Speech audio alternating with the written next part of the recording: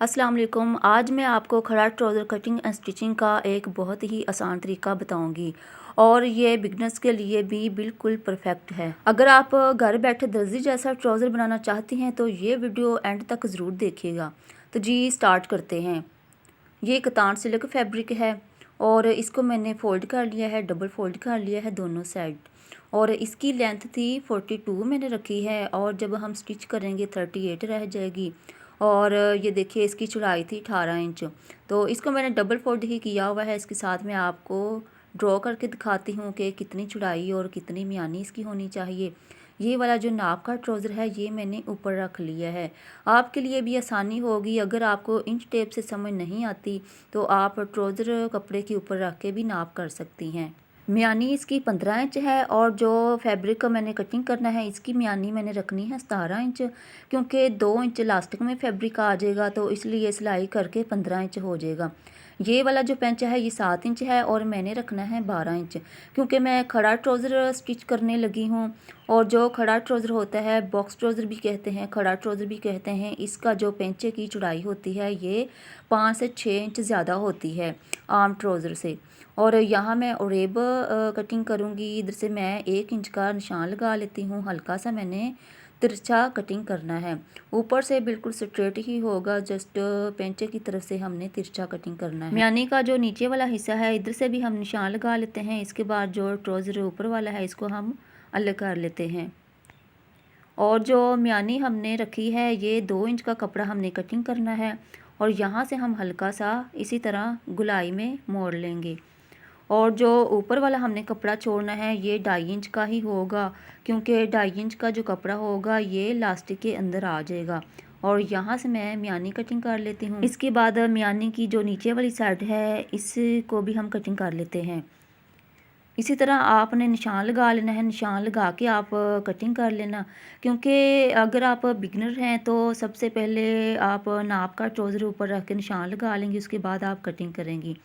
अगर आपको trouser cutting करना आता है लेकिन आपको बॉक्स ट्राउज़र की इतनी ज़्यादा समझ नहीं है कि इसकी कटिंग कैसी होती है, तो आप इंच टेप से भी नाप कर सकती हैं।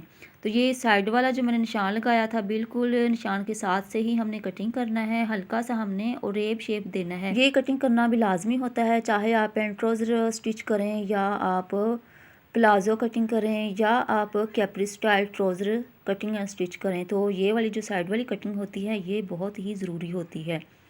तो यहाँ नीचे वाला जो हिस्सा था मैंने कटिंग कर लिया है। अब जो बैक साइड है इसको हम अलग कर लेते हैं और जो फ्रंट साइड है इसको हम आधा इंच अलग से कपड़ा कटिंग करेंगे, क्योंकि ये फ्रंट साइड पे आएगी। इधर हमने बुकरम लगानी है, चाहे तो बुकरम लगा लें या फिर चेपी लगा लें। ट्राउज़र हमारा कटिंग हो चुका है। इसके बाद हम इसकी स्टिचिंग करते हैं। यहाँ जो मियानी है सबसे पहले हमने फ्रंट वाली साइड ज्वाइन करनी है दोनों साइड, और फ्रंट एंड बैक दोनों की मैंने सिलाई लगा ली है।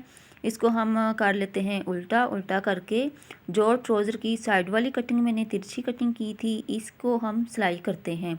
सिलाई करके फिर हम नीचे वाला जो पेंचा है इसको फोल्ड करके सुई धागे से तुरपाई कर लेंगे। आपकी मर्ज़ी है, अगर आपको मशीन की सिलाई इजी लगती है तो आप मशीन की भी सिलाई लगा सकती हैं। अगर आपको सुई से सिलाई करना है तो आप सुई से भी सिलाई कर सकती हैं। ये मैंने सुई धागे से इसी तरह तुरपाई कर ली थी। इसके बाद ऊपर वाली साइड पे हमने 2 प्लेटें डालनी हैं, वो भी मैं आपको दिखाती हूँ कि कितनी चौड़ी और कितनी लंबाई में रखनी है। तो ये फ्रंट साइड है। फ्रंट साइड का कपड़ा मैंने कम रखा था और जो बैक साइड है बैक साइड में मैंने 2 इंच का कपड़ा ज़्यादा रखा था। यहाँ 3 इंच का मैं निशान लगा लेती हूँ। इतना ही गैप हमने रखना है और 6 इंच की लंबाई होगी। इतनी ही प्लेट्स हमने स्टिच करनी है। तो दोनों तरफ मैं निशान लगा लेती हूँ। इसके बाद इसकी सिलाई करके भी मैं आपको दिखाती हूँ कि जो प्लेट्स हमने स्टिच करनी है वो किस तरफ हमने सिलाई लेके जानी है। तो यहाँ मैंने दोनों तरफ निशान लगा लिए हैं। इसके बाद इसकी सिलाई भी लगा के आपको दिखा देती हूँ। यहाँ कपड़े को हम करेंगे फोल्ड और ऊपर से हमने आधा इंच कपड़ा छोड़ना है और नीचे की तरफ हमने ओरेब लेके आना है।